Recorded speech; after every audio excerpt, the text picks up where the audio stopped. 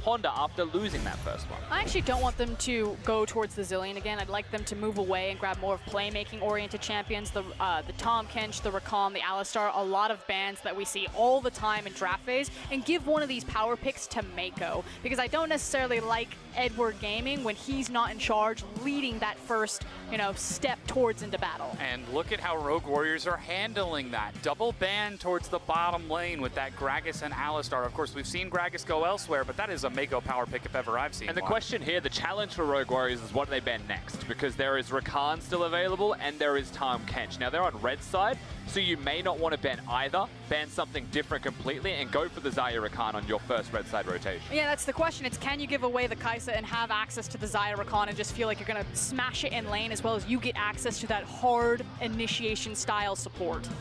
There's a lot of eyes towards the bottom lane in this matchup. As looking at a quick hover from EDG, it is the Rakan ban, so that means Kai'Sa and Kench are open, and EDG prioritized for Mako first. So maybe thinking that Ashe is just enough with the Tahm Kench that you can give away the Kai'Sa to SMLZ, and then again, you can have lane priority. Ashe, Varus, any type of champion like this. Rogue Warriors instead could decide to take a right turn if they don't lock in the Kai'Sa here and leave it open and say, okay, you're comfortable giving it away, so are we, but I guess not today. Early expectations here for Rogue Warriors may just be the Braum once again to be seen in the draft. One of the last remaining tanks in the support role for Kahlua to take at that Unsealed Spellbook. Does well into the Tahm Kench as well, just as a support 1v1 goes. So that's what you're looking at for Rogue Warriors in their first 3 picks, unless they find a flex or a champion that Doinb just really, really wants before Scout. And we didn't get to hype it up just because the Kai'Sa was coming in, but I do want to take a moment back to Mako. I said I wanted him on a playmaking champion. The Tahm Kench certainly fills out that role, and Edward Gaming are a completely different animal when their captain and shot caller is on that type of champion and can eat up that much map.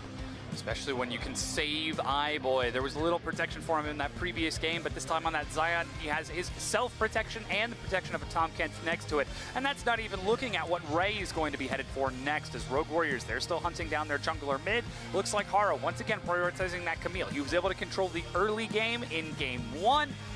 Can he do it again in game 2? And I'd like for Flawless, now that he sees that it's the Camille, yes, it can still be flexed, but to grab his jungler here, I mean, the Braum, yeah, it'd probably be taken away. That's the thing, right? But so will the Zac.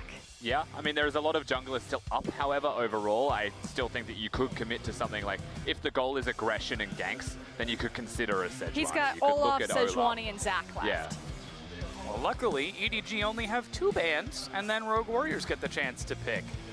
So hopefully Flawless will find himself on something nice and comfortable, as it is a LeBlanc focus early on to limit down EDG a bit and keep Scout locked in the lane. My favorite game is math with Dom.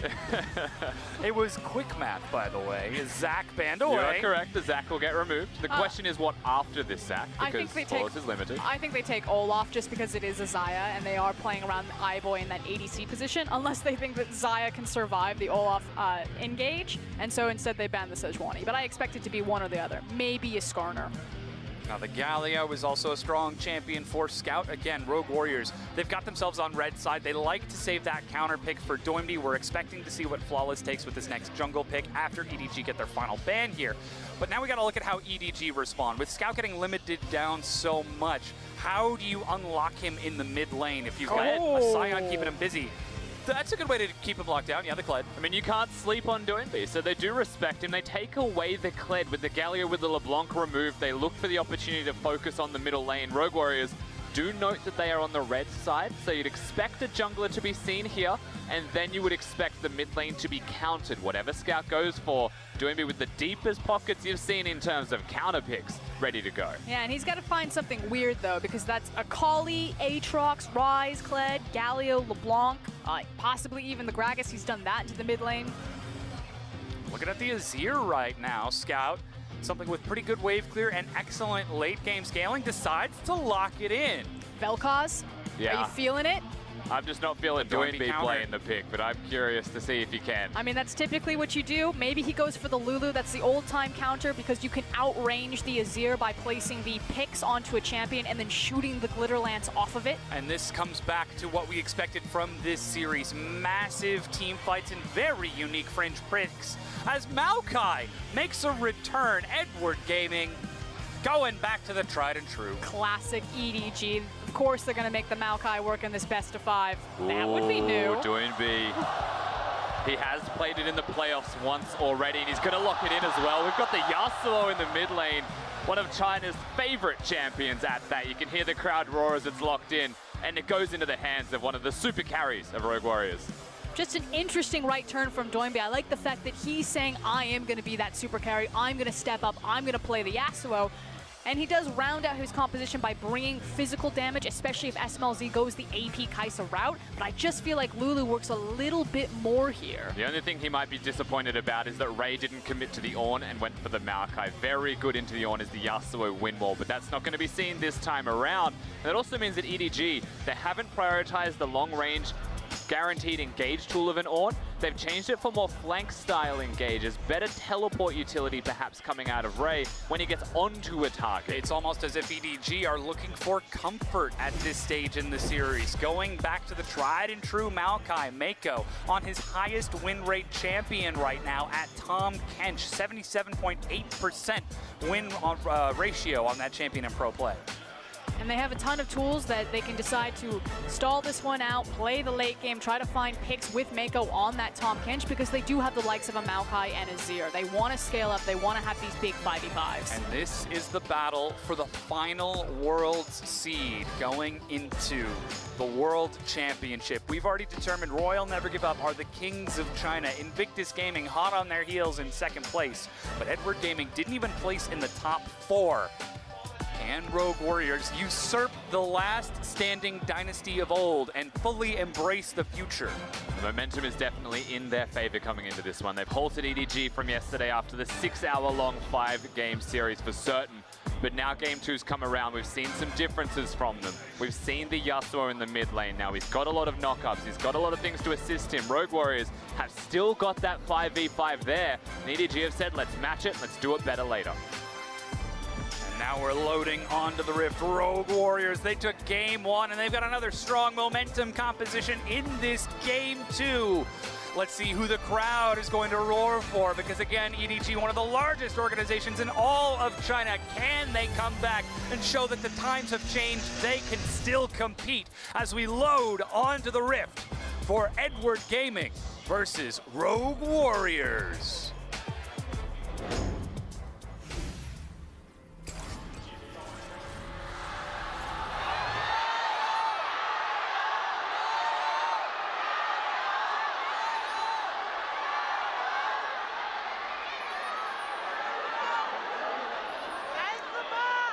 I don't know if they turned up the crowd in our headsets or they just got louder, but it is a packed house here in the Nanjing Olympic Sports Arena. And I do want to quickly touch on Rogue Warriors composition. We talked about how Edward Gaming, it's pretty clear, it's about the 5v5. They've got the late game scaling potential.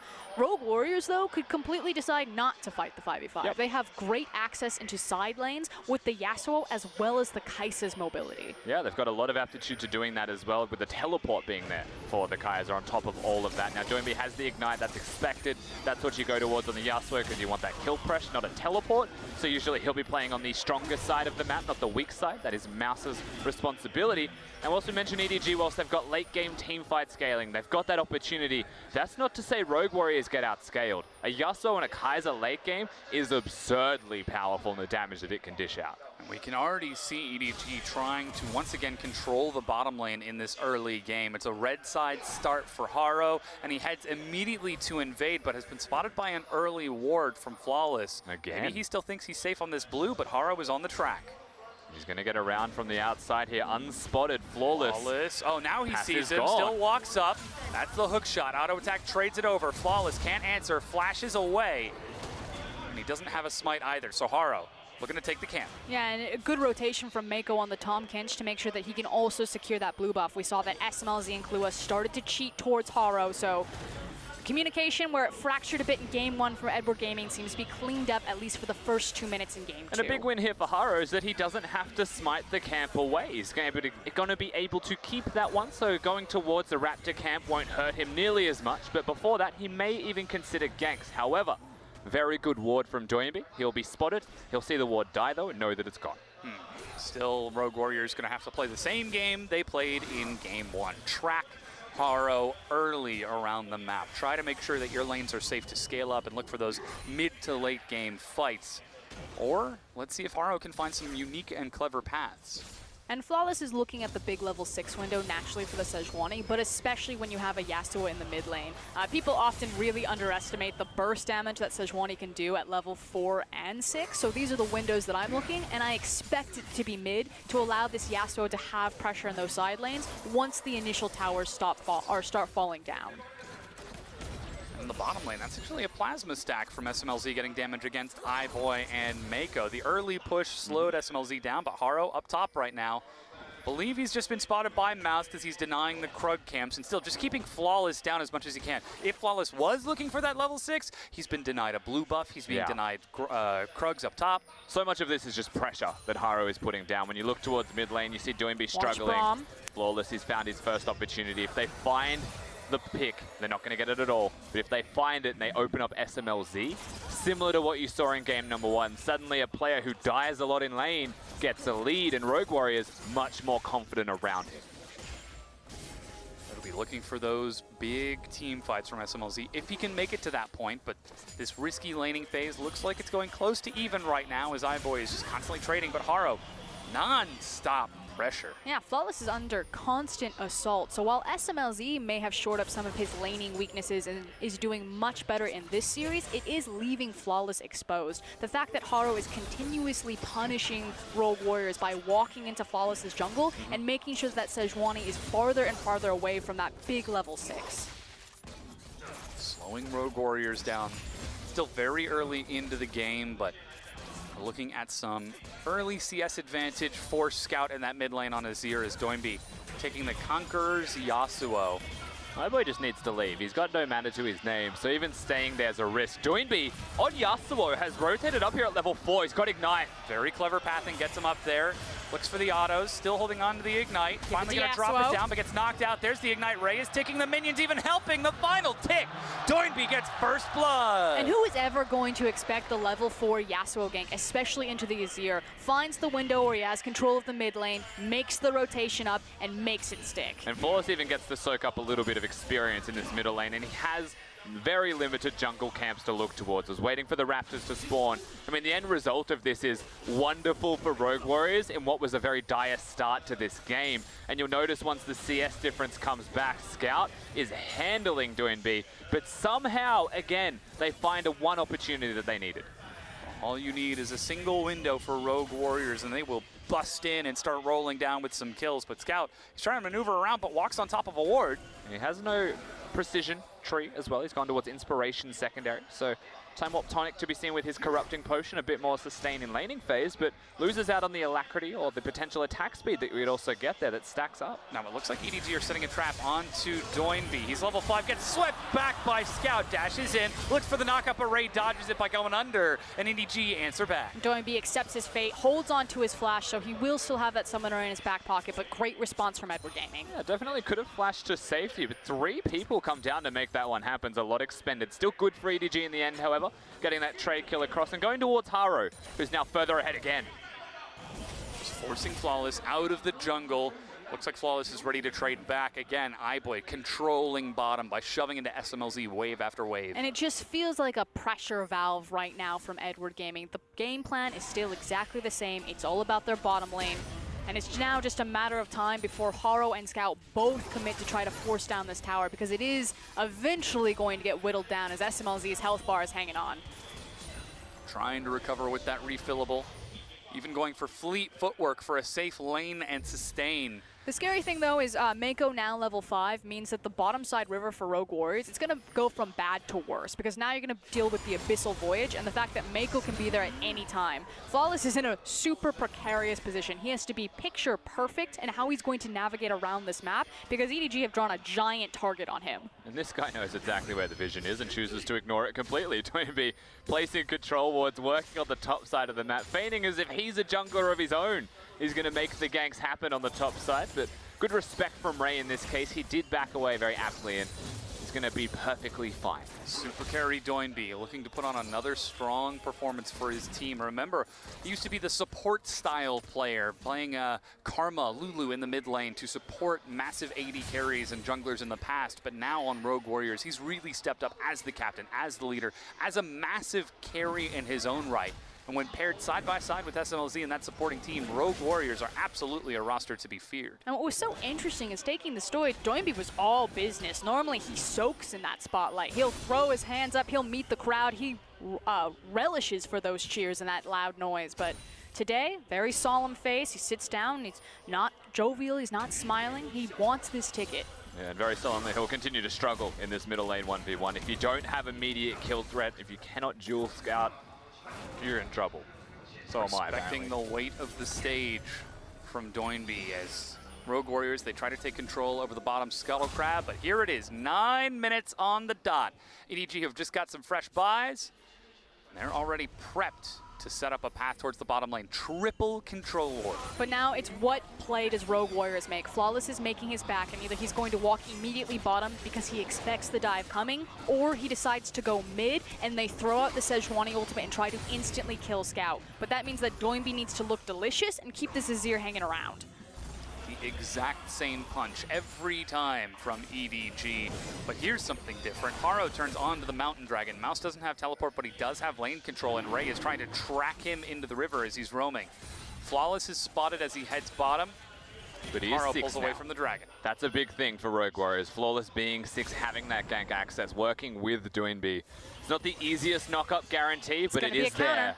Doinby steps forward, Flawless still hovering nearby. Scout decides not to follow him, as it is Zerker Greaves for Doinby. He's able to walk it off in the river. And the thing is that they could have turned there because Scout was a bit extended. They knew that Camille was behind him, but maybe they had the burst damage. But Doinby didn't have access to the Zeal. He says, no, don't waste the ultimate just yet. I need to get this buy-in. Now we have the kill pressure. So again, Flawless, the same play. Is it going to be mid? Will Scout hang around, or will he get his back timer in time? And does that give Flawless then the option to look bottom? Yeah, when you actually look at the gold in the pockets of Scout and Doinby, currently on the field, I should say, Zeal and Berserker Greaves, that's pretty much matching your opponent of Scout, who does want to recall and get that extra bit of advantage, and then the moment you would be looking towards that. So I agree, Frost, that was very smart of Rogue Warriors to back away, be cautious, get the Zeal, get the spikes, and try and be as strong as you possibly can. Yasuo wanting those crits. EDG, I'd say, doing a similar thing, controlling the lane, threatening Doinby. The best case scenario is they get the item. And this is Rogue Warriors showing some uncharacteristic restraint in this series against Edward Gaming. They're taking it slow. They're playing with patience, but they might be looking now. I was going to say, as you say that, the hammer, it's Caster's curse, yeah. It's about to come down. Because the thing is Doinby wants to make the play. He just didn't get the opportunity because he didn't have the item. Now that he has the back, Rogue Warriors, just watch them. Like a snake, they're going to be looking for their striking point. This is some risky business from Haro. He'll be able to take it down, but note that his health bar will most likely be quite low during all of this time. Flawless. Mouse actually even spots him. That'll probably disengage Haro. He's 1 versus 2, starts charging, but gets snared in place. Here comes Herald, lands the knockup. Haro's down to 250 health. Mouse is still going. That's the Hextech ultimatum. Doinby is on the way, but Scout gets there first and finds the kill as Herald resets. Mouse will die. Mouse gives his life to make sure that the Herald isn't picked up and forces Haro back. So again, big opportunity for Rogue Warriors to now decide how they want to eat up the map. Note that the bottom lane 2v2 acknowledges that it's just exactly that. Junglers have been seen on the top side of the map. iBoy and Mako, they push up, they push forwards, they continue the pressure in this lane. SMLZ and Kahlua are hunting for kill threat here and there. Kahlua even swapping towards Cleanse towards the backside there. I think it's now the heal. And I feel like everything is just about to explode. This is the calm before the storm. You have teleports on both top laners. They're choosing to walk back up to the lane. You have the initial backs and initial power spikes coming in for both ADCs, and you can tell that Doinby has been hunting around and that EDG are trying to find a way to make a play. It's just about where it's going to break on the map. There's a lot of priority towards both top and bottom. Rift Herald is damaged now with Shelly charging, and Mountain Dragon is damaged later. Very powerful on both of these compositions if they manage to pick up some momentum, some speed to look for objectives later on. But as our carries get back onto the map, as these purchases are done, we're looking to see what that's going to be. Currently, Rogue Warriors control the bottom river. They've got vision all over that side of the map. Flawless is level 7, clearing out Krugs up top. And it looks like Doinby might be on the prowl for another kill against Ray. But that means he needs to tell SMLZ, because there are a lot of people bottom. This is going to be a 3-man. Sejuani coming up as well. Oh, God. SMLZ sidesteps one and just gets destroyed. As you said, 3-man. That's 10 solo deaths now. Meanwhile, top. That's the ultimate used from Ray. Flawless over the walls. The wave is getting cleared out. Flawless looking for the dive anyways. Mouse leads the charge. Knockup is ready, but Ray sidesteps one. They're still trying to get the CC, and it's Mouse who's carrying it. Ray goes to the outplay. That's a teleport. Mouse still holding aggro. Ray is getting shredded, but here's iBoy. Ray still alive. Doinby goes low. Dies to trade in the 1-for-1. But it's still Edward Gaming that are going to win out. Look at what's happening on the bottom side of the map. That's a Camille. The tower will fall, so they pick up the ADC as well as the tower advantage. It was a big force from Rogue Warriors. It was a force that was spotted, and Ray buys so much time on his lonesome that he's able to navigate that almost perfectly. Still does have to die in the end, but his sacrifice is so worth it. Oh, it's salt in the wound. Not just the bottom tower, but also the mid lane tower. I agree, Rusty. Huge force from Rogue Warriors and a huge error. They had to choose. Do we match EDG bottom, or do we try to force a play across the map? And the teleport from iBoy was clutch and diffused everything. All of the stalling and setup that Rogue Warriors did to protect the bottom lane is for naught, because they decided instead to choose into Doinby up top. Ray holds out. Yeah, and likewise, huge credit to Ray. He plays this just about as damn well as he could have to stall out long enough. Sit flash right there to make sure that he's got 3 people under the tower and that Mouse can't hold aggro. And there's no last breath. There's no Yasuo ultimate through all of this. Doinby trades his health for it, because they layered the CC, and all Ray had to do was flash both of it. That could have been a lot cleaner from the side of Rogue Warriors, but it's also, and it's mostly, Ray playing it better. Interestingly enough, we didn't see the Dragon take from EDG, so Rogue Warriors try to step in and take it before EDG can get back onto the map, but decide not to risk it, and instead leave the pit, leave the Dragon to Haro to finish off. And EDG, not only is it 2 turrets, but it's also the Dragon. And we talk about how this is the road home for Doinby, you know, looking to return to Korea as an LPL representative. But it's also the same story for Ray. Goes over to the NALCS and has the opportunity with Edward Gaming to also return to Korea and say, I made the right call here. Proving that he can find success on these teams, on these organizations. Massive statements from both of these two to try and make it to Worlds at this point, but right now it's EDG in the driver's seat in this game too. Not the early game aggression that pays off, but instead countering Rogue Warriors' play, just delaying that same punch that we've seen time and time again. But also winning the lanes. I mean, when you look at the scoreline right now, 4-2, and then you think about how much Rogue Warriors have been trying to be mobile, trying to get Doinby around the rift, but they've also picked themselves scaling champions. There's a lot of things that feel almost counterintuitive here overall in this game number 2. And it's working very well for EDG as they are just playing stock standard them. And I do want to go and echo what Clement said on the desk, because I do agree with them that it was just mistakes, mis-execution from Edward Gaming in game number 1 that allowed Rogue Warriors to punish. This time around, they've cleaned up the play. As 5, they're stacked on top of it. That's the teleport from Mouse. He's got his charge ready.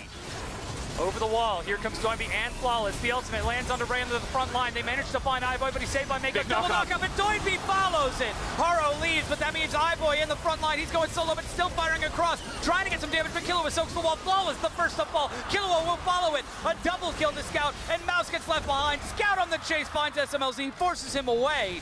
The Sand Soldiers over the wall, flash from SMLZ, but iBoy harrowing them down at the end. The auto attack gets it. And another 4 kills over to EDG. And Doinby will be lucky to get out alive. EDG just wipes the floor with Rogue Warriors. Rogue Warriors take the decision, they make the play, but they don't even get the Rift Herald after this. Ray picks it up. And it's the fact that they then also have access to the top lane. Edward Gaming, it's not the 2-for-1 special, it's the 3-for-1 special. Rift Herald, the team fight, and the tower. A huge swing of gold. And for me, this is Zerwall was picture perfect to split Rogue Warriors and allow safety for iBoy and Scout. This is amidst a big knock-up as well coming out from Mouse. Getting the last breath combo, but not onto iBoy, because Mako gobbles him up, keeps him alive, and buys time. And you can see the wall of separation that you mentioned. Does wonders. iBoy, of course, stacking up the feathers, knows exactly when to rip them back. And you're also seeing why the Tahm Kench is just so important for Edward Gaming. iBoy, he was caught out a lot in game number 1, also caught out this time around in game number 2, but quick thinking for Mako, gobbles him up, spits him to safety. Look at the item buy on Scout. 204 and a Magi Soul Stealer. When Worlds is on the line, he puts on a carry performance yesterday and says, hey, just because game 1 wasn't that great, I can absolutely do it again in game 2. He does have the cleanse, he has the stopwatch available as well. So in terms of killing this Azir, it is a difficult thing to do for Rogue Warriors, especially when you look at the damage on their composition. Kaiser being 0-2, diving into the backline on an Azir is most likely going to be death for her. And Yasuo needs the combo of a Scion to be there, and he can disrupt that. And what Yasuo needs right now is not just the combo for the team fight, but he needs the gold to even put himself in that type of position. So right now, Rogue Warriors, they need to stall it as long as possible and start funneling free resources onto 2 very hungry carries in that Kai'Sa and that Yasuo, which means that with this Tahm Kench, EDG, they can really punish Rogue Warriors and start ripping them around the map and forcing them to respond. And now game 2, EDG are in their element. They've got the gold lead, they've got the control of the map, and Baron spawning in just over a minute. Rogue Warriors, if they need to sit back and defend, they have to be able to put up enough of a fight to stall out around what is inevitably going to be a Baron as SMLZ steals away his red buff before making his way back to base. Can Rogue Warriors hold on to their map without giving up pressure around the Baron, without giving up pressure around EDG? And speaking towards EDG, you saw the set yesterday against JD Gaming. You'd know it went to 5 games and they would start with leads.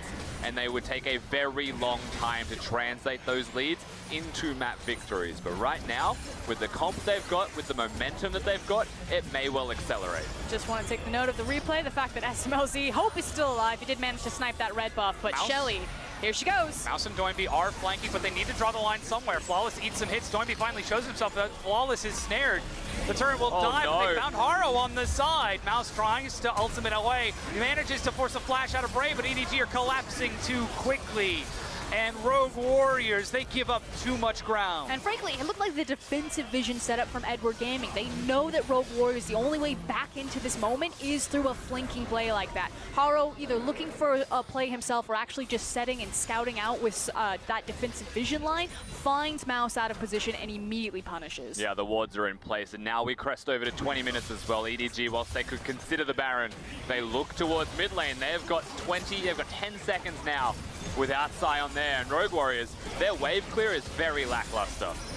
Without any items on that Kai'Sa, with Doinby still looking for a flank, they are just giving up more and more. A tier 2, an inhibitor turret. The inhibitor itself, 20 minutes in, Rogue Warriors, they needed to sit back and defend. Well, now they are forced to. And now this Yasuo pick particularly being punished, not only because of the expensive itemization and the time that it's going to take to empower him, but the fact that he offers virtually nothing to stop this style of composition from sieging the towers. Normally you can skate by because you have access to the wind wall, maybe you can delay some of those projectiles, but he has to be on the front lines to clear the wave. Kai'Sa, mid-range ADC, and so their towers are just going to fall so easily to a siege tool like Azir. Let alone the Maokai that can be on top of him as well. One of the most mobile champions in a minion wave is a Yasuo, but Ray can say absolutely not to that. Press the W and lock him down in place. So very unsafe pretty much at all times, and no access to side lanes. I'm not sure if he can take the 1v1 against Scout at this point. Super carry Doinby, perhaps trying to bring out the flare in this series too soon. It was only game 1 that he managed to win. But this Yasuo going head-to-head against Scout has not paid out during the laning phase. He was able to try and accelerate Mouse, but that's a tank. There's not that much that Scion can do against this. But now 21 minutes in, super minions flooding down the mid lane, and EDG are maneuvering around the Baron. And Mako, again, captain shot caller. He knows exactly what he's want. He's leading the charge with the Tahm Kench, has access to the Grey Hell, so very safe to do so. And they're starting to close the net around Rogue Warriors. And he's living in the future, Mako. Everyone here is in 2018. He's in 3018. Presses Ghost to get that sweeper to cover more distance and better ward placements. Can't keep up with Mako. Tactical brilliance. Wind wall will keep this turret safe for just a little bit as it's finally getting cleared out, but still, even just with 3 minions with a single hit each is enough for EDG to finish off the turret, because that is a very large Azir. 2 full items and the Magi's at 10 stacks. iBoy's at another 2 with a BF sword looking for his Infinity Edge. EDG are accelerating the pace of the game outside of Rogue Warriors' control. It feels like a situation where Rogue Warriors are actually on clock, if not just slightly behind, but like you're saying, EDG are just so far ahead of clock and they don't need to turn towards the Baron. If they can get it for free, that's great. Oh, hang on. That's Mako caught by the ultimate. iBoy takes to the skies. Mako with the save, but there's the follow-up from Doinby. They dogpile onto him. Mako will dive at Doinby, and SLC chase on the iBoy. That's 2 members dead. Now it's up to Scout. Can he do the damage to stall this? Ray joins in, but Haro's on the Nexus. He's backdooring in the meanwhile, and EDG, they're just trying to go for the game. It's going to be stalled out. Scout goes in. They do get canceled. Haro still following one after the next, and he's on to the Nexus, and Edward Gaming. They've got their eyes on the prize. 23 minutes in, Haro is still autoing. Mouse getting minion blocked as he makes his way around. Haro dodges it over. A triple kill for Scout. Haro takes to the skies, locks it down by flashing around, and EDG win game 2.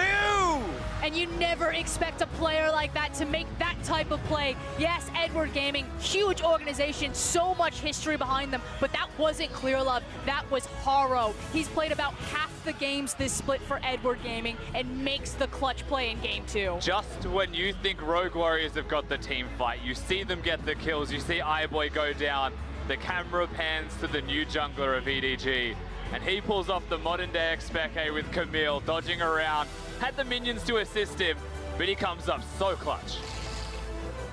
Edward Gaming put their faith in their new jungler.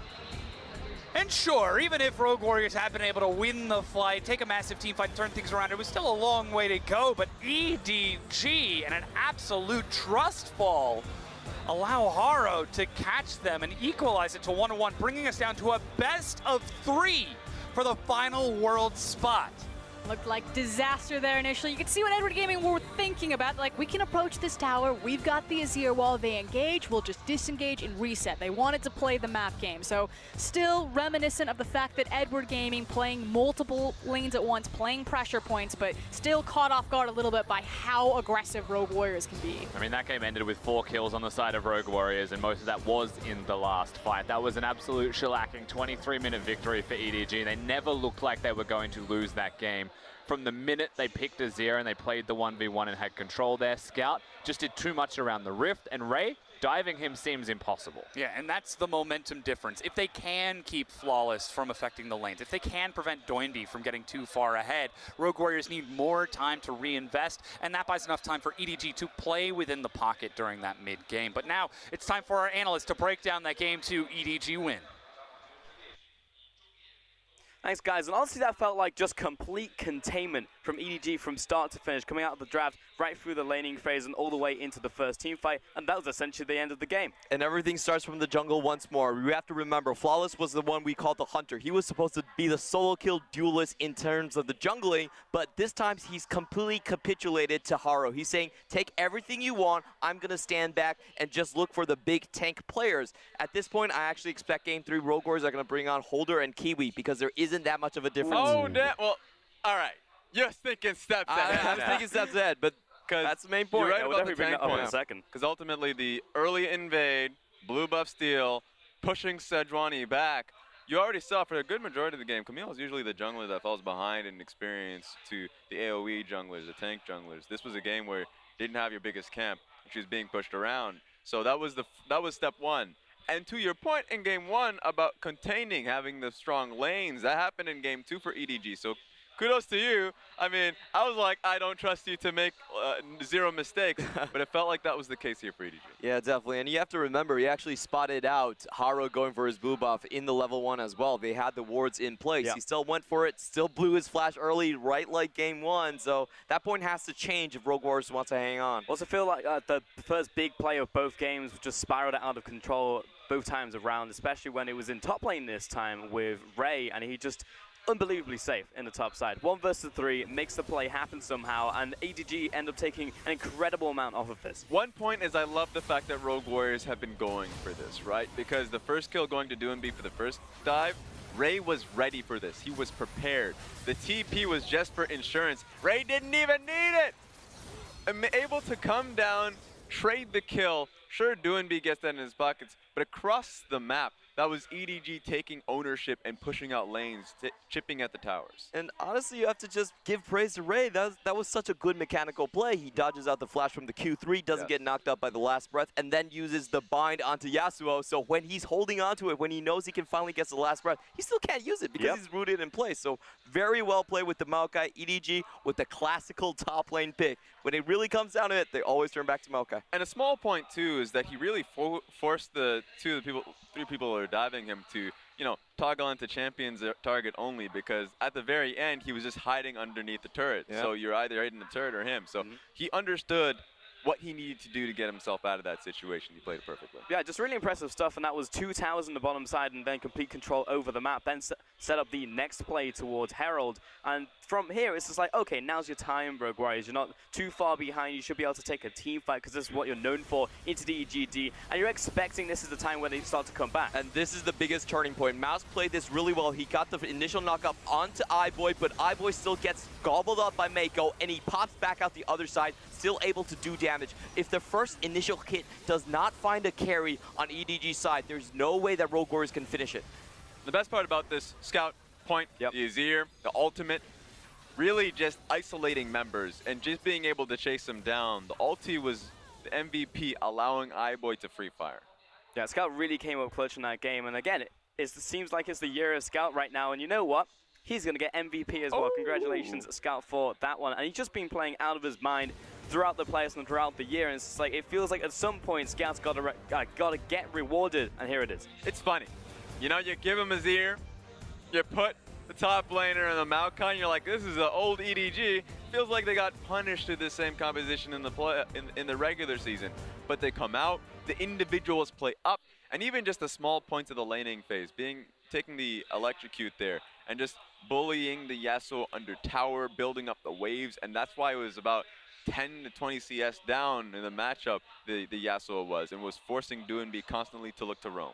Definitely, and you have to remember, this is actually the second time Doinby has been on this Yasuo. It's not a very familiar combination for Rogue Warriors, and what I really want to see is more effect coming in from the jungle towards the laning phase. You have to remember, Flawless, not a single Sejuani out throughout the entirety of the laning phase. Never found a target. If you're going to sit back for the early game, you have to show up once you're post 6. He doesn't do that. So if that doesn't change, I don't see hope for Rogue Warriors. Yeah, and then I have to revisit the conversation you were talking about in the top and the jungle side. Do you bring in your subs? Because I feel like from the third place match, that's something that you don't do in these high pressure situations. Felt like they did very well towards the end of the split when there were no stakes, but you add those stakes in and Holder suddenly falls apart, Raz. Yeah, and here's the risk, because you don't want to knee-jerk or overreact to this situation just because you have clear memory of what Holder output in the last series. And also, Mouse was the MVP of Game 1, so team fighting needs to be coming through strong for Rogue Warriors. The one thing I would change is the draft here, because they, once again, that was revisiting the problems of Game 1, have one winning lane that should be the bottom lane. Yeah, there was an adaptation, there was a change, but it didn't work out in Game 2. We'll see if they can bounce back, because it's now down to a best of 3. We are going to take a short break. When we get back, we're coming in for Game